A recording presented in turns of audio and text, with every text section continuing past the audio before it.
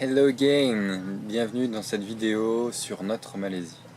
Du coup, on arrive en Malaisie par Singapour, donc on est venu de Singapour en bus. On est arrivé à Mersing, cette petite ville de pêcheurs. Euh, du coup, une fois à Mersing, le lendemain, on s'est fait alpaguer par d'autres bénévoles et on est arrivé sur l'île Tioman. En pleine tempête, on est arrivé dans l'île Tioman. Donc c'était Une aventure.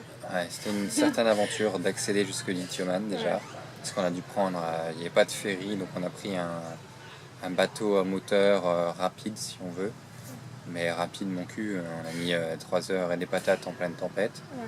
Euh, du coup, arrivé sur l'Itioman, on y est resté un peu plus d'une semaine, 9 à 10 jours.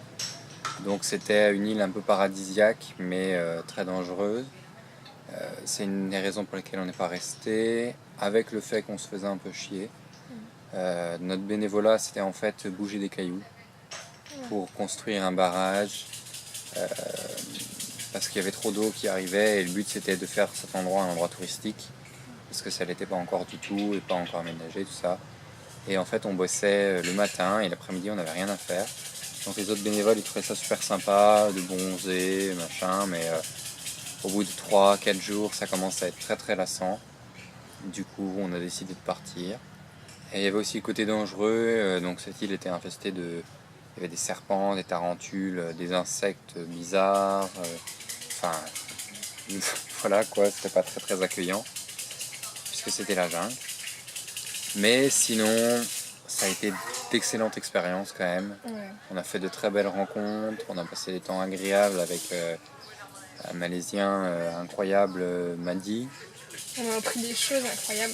Ouais, moi j'ai appris à pêcher, j'ai fait pêcher des poulpes, Des différents poissons. poissons. On On, les a mangés. on a appris à chasser des palourdes, C'était trouver des incroyable. coquillages, faire des pièges. On a Enfin, appris à survivre, quoi. ouais, c'était très très intéressant. Mais on a eu envie de voir autre chose, parce qu'on aurait pu rester un mois à cet endroit-là et du coup rien payer. Ça tout bénéfique, mais Mais ça nous intéressait pas, on voulait ouais. plus voir de la Malaisie. Puis on était un peu hors du temps. On n'avait aucune notion du temps. Les jours défilaient. Enfin, vraiment, c'était. Moi, je me suis sentie comme dans un autre monde, quoi. C'était très très sympa, mais il fallait voir autre chose, quoi. Parce que c'est vrai qu'en plus il y avait un petit village à côté, donc on y allait de temps en temps, on jouait au volley Les villages, ouais. avec les villageois. C'était génial. C'était super cool, mais on voulait vraiment voir la Malaisie, autre chose que les îles Tioman. Du coup on est parti, on est arrivé, donc on est resté encore une nuit sur Mersing, découvrir un petit peu plus. Et après on est allé sur Malacca, Melaka, du coup, Melaka, Malacca, c'est la même ville. Il y a le nom portugais et le nom malaisien. Donc c'est une ville qui avait été colonisée par les Portugais, puis les Hollandais. Donc elle a encore énormément d'influences, de par ses bâtiments tout rouges, des influences chrétiennes, musulmanes. C'est ma ville préférée de Malaisie. C'est vraiment celle où il y avait le plus de trucs, plus agréable de se promener, plein de choses hein, super intéressantes à voir, des tuk-tuk colorés au volume démesuré. Non, c'est la ville que je recommanderais en Malaisie. En plus, elle n'était pas si Si chère que touristique. ça et si touristique que ça. Et il y a vraiment, vraiment plein de choses à faire, plein de balades super agréables le soir, plein de restaurants excellents, que ce soit de l'indien, du chinois, de la culture malaisienne. Vous pouvez tout faire, tout voir et c'est C'était très sympa. très très sympa. Ensuite, on est allé à Kuala Lumpur. On s'était dit qu'on y restait 5 nuits. Ouais. 5 nuits parce qu'on se disait si c'est comme Singapour, il y aura plein de choses à Ouais, faire. c'est ça. Et en fait, c'était une pâle copie ratée de Singapour. Donc c'est vert, il y a des gratte-ciel, mais à côté de ça, il y a encore l'espèce de banlieue, des bâtiments moches. Sauf que leurs gratte-ciel sont mal entretenus avec le temps, les saisons des pluies, tout ça. C'est un peu délabré. C'est pas si propre que ça, c'est pas si vert que ça. C'est pas si impressionnant que ça. En fait, si t'as fait Singapour avant, c'est Pas impressionnant. Pas impressionnant, c'est encore énormément en construction, comme on l'a dit dans l'autre vidéo. Tu profites pas, quoi. Ils ont une volonté de s'expandre énorme, donc partout ça se construit, machin, et des rénovations. On n'a pas pu aller à des jardins botaniques parce qu'ils étaient en rénovation jusque encore 1 ou 2 ans après.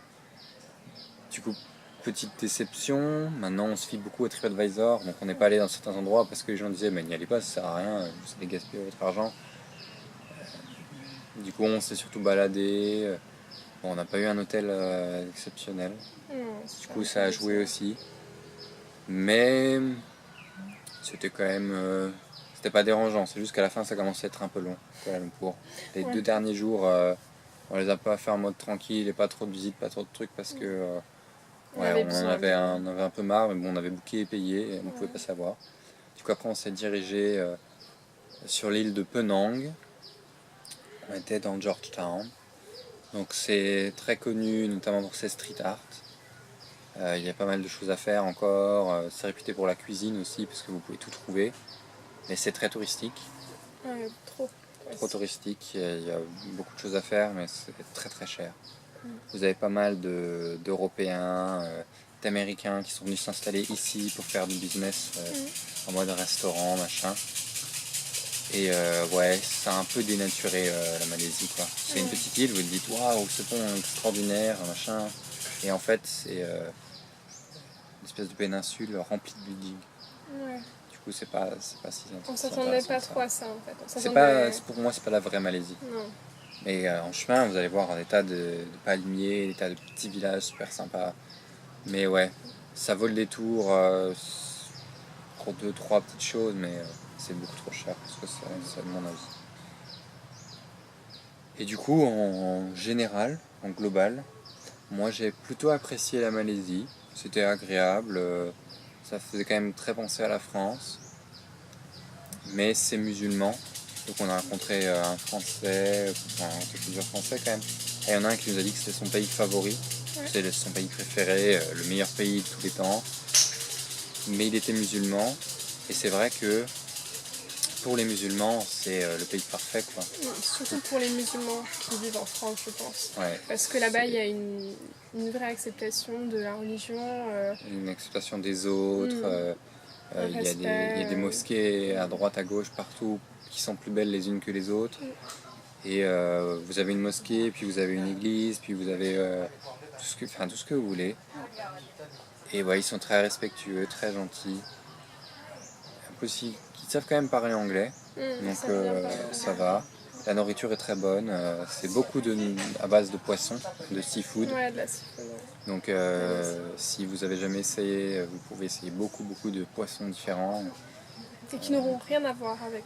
qui n'auront pas du tout le même goût qu'en Europe. France. Les crevettes, moi j'aime pas ça en France. Pourtant j'en ai essayé diverses et variées, mais celles qu'on a eues par des pêcheurs, j'ai redécouvert des goûts de poisson, de la raie, du crabe, du homard. C'était une expérience hors norme à ce côté-là. C'était... Culinairement, on s'est fait plaisir, faut le dire. Mais il y a un petit bémol, c'est que ouais, c'est une volonté d'être touristique dans l'avenir, encore et encore, ce qui perd un peu la vraie culture malaisienne. Et on n'a pas tout fait, on a fait que la partie est, en fait. Apparemment, la partie ouest n'a rien à voir. Et du coup, pourquoi pas revenir et refaire l'autre partie, mais on ne sait pas encore. Mais c'était sympa, c'était quand même agréable. Je sais que moi j'ai trouvé que c'était vraiment dommage la manière dont ils avaient exploité leur pays, parce que les Malaisiens, ils ont une culture propre, ils ont des traditions, ils ont leur manière de vivre qu'on ne trouve pas forcément dans d'autres pays, en fait. Et ils l'ont pas du tout exploité, ils l'ont complètement laissé de côté et ils se sont développés autrement, quoi. Par contre, ils sont très superstitieux, ils sont très croyants, ils se démarquent un peu, hein. De visage, on peut reconnaître directement que c'est des Malaisiens. Ils ont une bouille toute gentille, c'est des personnes qui sont adorables, franchement, il n'y a rien à dire, quoi. Mais c'est sûr qu'ils sont plus heureux quand ils sont sur leur île, que quand tu les vois bosser dans des magasins, quoi. Oui. Et Donc, ça fait un peu bizarre. on a oublié quoi. de dire, j'en ai pensé, que l'alcool là-bas c'est démentiel. Ah oui. On avait de le dire dans la vidéo avant. En fait, il y a le gouvernement qui fout des taxes sur l'alcool pour contrer l'alcoolisme chez les jeunes ou chez les gens en général. Du coup, le prix d'une canette de bière, c'est genre 4 euros dans un magasin. Et vous ne pouvez pas vous acheter de l'alcool là-bas, c'est beaucoup, beaucoup trop cher. Mais bon, les gens J'en consomme quand même. j'en consomment quand même, mais ils peuvent se ruiner, quoi. Par contre, il y a un truc aussi qu'on a oublié de dire et qui est hyper présent, c'est que les gens fument énormément là-bas. Vraiment, une quantité astronomique, quoi. Ils enchaînent les clopes. Ils fument comme des pompiers, mais pire que... C'est incroyable, vraiment. Voilà. Mais sinon, en global, ça fait très, très français, très petite France d'il y a quelques années, 15-20 ans. Ouais. Un peu habillé, ça fait un peu vintage, quoi. Avec ce tuning, ces gens habillés en sweatshirt, avec le jogging. Mais c'était sympa, c'était très sympa. Une très bonne découverte, je suis content d'être passé en Asie.